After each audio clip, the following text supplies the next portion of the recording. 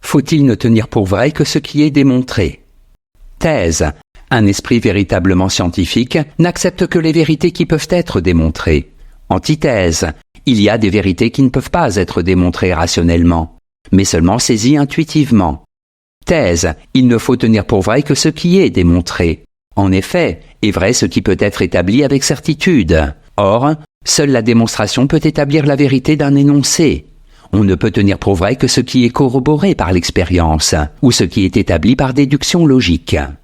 Premier argument. La science doit être fondée sur l'expérience. Roger Bacon et René Descartes, rejetant les vérités affirmées dogmatiquement par les autorités de leur temps, ont posé les bases de la méthode scientifique. Bacon insiste sur la nécessité d'avoir recours à l'expérience pour établir des connaissances.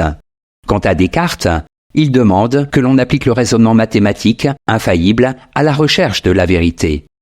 Deuxième argument. Il n'y a de vérité que démontrée. Selon Leibniz, il y a deux types de vérités, les vérités de raison et les vérités de fait. Les premières désignent les vérités logiques. Par exemple, 2 plus 2 font 4. Les secondes désignent les vérités qui peuvent être corroborées par l'expérience. Par exemple, la Terre tourne autour du Soleil. Dans les deux cas, il s'agit de vérités démontrées, soit logiquement, soit expérimentalement. Troisième argument, seuls les énoncés vérifiables peuvent être vrais. Héritier du rationalisme des Lumières, le positivisme n'admet que les vérités qui peuvent être vérifiées expérimentalement. Autrement dit, les vérités scientifiques. Quant au positivisme logique, il tente d'établir des critères pour distinguer les énoncés dotés de sens de ceux qui en sont dénués, parce qu'invérifiables. Par exemple, Dieu existe. En bref, les seules vérités sont les vérités scientifiques, c'est-à-dire celles que l'on peut démontrer, soit logiquement, soit expérimentalement.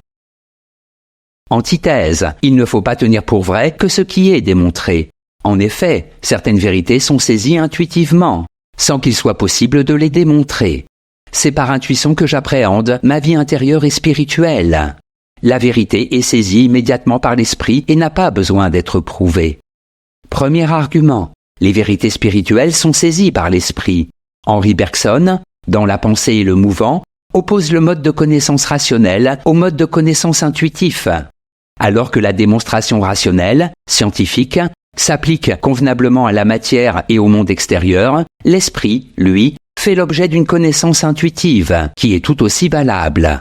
Ce n'est que par l'intuition que je me connais moi-même, que j'appréhende mon intériorité. Deuxième argument. La vérité est l'objet d'une intuition. Spinoza rejette la connaissance par expérience, trop vague et incertaine. Pour lui, comme pour Descartes, le modèle de la démonstration est la déduction mathématique, qui déduit les vérités les unes des autres. Mais la déduction repose, au bout de la chaîne d'arguments, sur une intuition rationnelle. Le vrai m'apparaît comme une évidence immédiate, claire et distincte, et non comme le résultat d'une démonstration. Troisième argument. La vérité se contemple. Pour Platon, la vérité se saisit dans un acte de contemplation de l'esprit, et non au terme d'une démonstration. La vérité apparaît directement au philosophe après qu'il s'est élevé, par une sorte d'ascèse intellectuelle, vers la contemplation des essences dans le monde des idées. En bref, il y a des vérités qui sont saisies par l'intuition. Il est impossible de les démontrer par la raison ou par l'expérience. Synthèse. Pour un esprit rigoureusement scientifique, on ne peut tenir pour vrai, pour certains, que ce qui est démontré par l'expérience ou ce qui est établi par la déduction logique. Dès qu'on parle d'une saisie immédiate de la vérité, c'est-à-dire n'ayant pas besoin de passer par l'intermédiaire d'une démonstration, on entre dans le domaine de l'irrationalisme, du mysticisme, de la foi. Je peux être convaincu, dans mon fort antérieur, de l'immortalité de l'âme ou de l'existence de Dieu.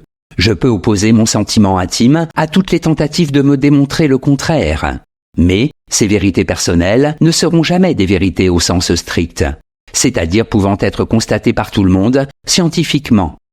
Le mieux est donc peut-être de s'en tenir à la position de Bergson et de distinguer les vérités scientifiques qui s'appliquent à la matière des intuitions qui s'appliquent à la vie de l'esprit.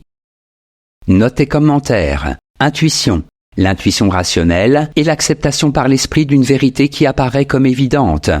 Évidence logique ou évidence de l'expérience. Elle doit être distinguée de l'intuition bergsonienne, plus proche du sens familier, une sorte de connaissance instinctive qui permet de connaître un objet de l'intérieur, par sympathie. C'est une maladie naturelle à l'homme de croire qu'il possède la vérité directement. Et de là vient qu'il est toujours disposé à nier tout ce qui lui est incompréhensible. Pascal, de l'esprit de géométrie.